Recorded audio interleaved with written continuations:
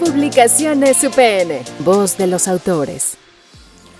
This author holds that textbooks to learn English for beginners and intermediate and advanced students have important deficiencies about the language itself. Some of the most fundamental aspects are ones that are unconscious even for native speakers, the intonation. This manual encapsulates the information that I studied in my master's about how to teach intonation. 3 Fenley chapters are for busy teachers so that they can have a solid foundation as well as some teaching techniques to teach this very slippery area of the language.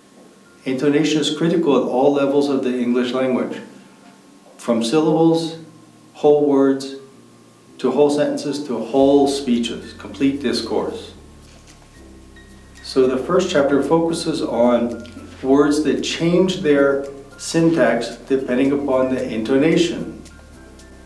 The second chapter focuses on certain words where syntax and lexicon intersect, the famous phrasal verbs. And the third chapter focuses on intonation across the whole discourse. Each and every example comes with its own audio, which is in the file which you can download here for free. Enjoy.